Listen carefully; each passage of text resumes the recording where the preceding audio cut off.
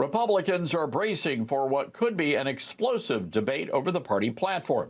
Now, sources tell me that party leaders want to soften language about abortion and traditional marriage. Conservatives have been pushing back and warned that any change to the pro-life platform could lead to disaster in November.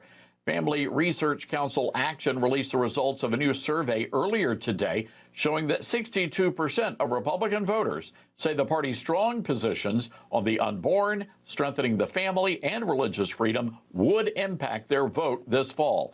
Yet populists and moderates within the party say loosening language on those issues could improve their efforts to grow the party. Now, that seems in stark contrast to Ronald Reagan's position. A banner of bold, unmistakable colors with no pastels would reveal the difference between the Republicans and the other party. That's what Reagan said. Even more alarming, for the first time in decades, Republican leadership has banned all media coverage, including C-SPAN. They don't want anyone to see what happens behind those closed doors. Now, earlier this week, RNC Chairman Michael Whatley was a guest on my national radio show. He confirmed that all the proceedings will happen in secret. He declined to say if there were any changes to the pro-life plank. Here to discuss is Tony Perkins, president of the Family Research Council and a member of the RNC Platform Committee.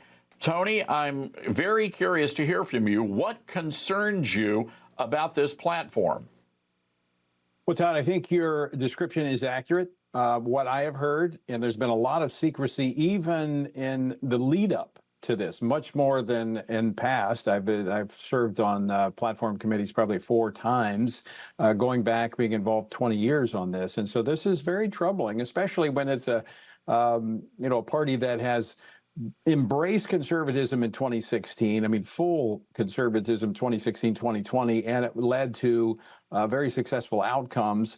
Now, what we do know is what you pointed out, that the life amendment that's been in the platform since I think like 1984, calling for a constitutional amendment for the unborn, recognition of their right to life, is not going to be in the draft platform that we as delegates get when we arrive in Milwaukee Sunday night.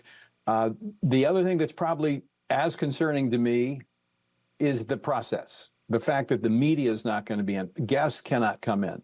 It's behind closed doors. I've been asking, based upon what rule of the RNC have they been able to do this? There's no authority to do this. It's never been done before. It's very, very, very concerning about the way they're approaching this. Tony, I don't get this. Who's behind this effort? It makes absolutely no sense. Well, I can't imagine it would be President Trump because, you know, he doesn't like gag orders. You know, a gag order was put on him in New York City in the court.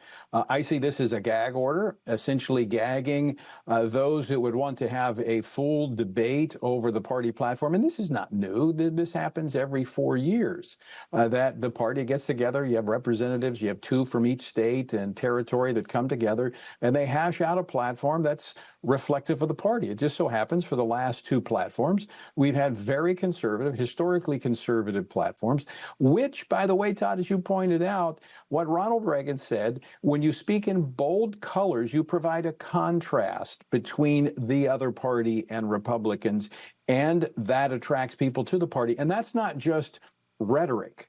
Dr. Lee Payne at Stephen F. Austin State University actually researched this, and he found that over a period of about 25 years, when you look at the 2 party platforms, they've grown more diverse, but that contrast has provided a choice.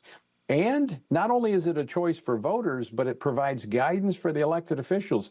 Republicans follow their party platform 82% of the time. That's why this document actually matters.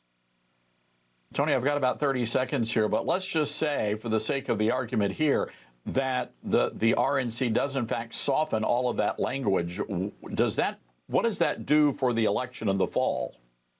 Well, first off, I think you're going to see a minority report then coming out of the platform. The rules provide for that, so I'll be leading that effort. But I think it's going to dampen the enthusiasm. It's not going to turn people to the other side. That's not going to happen.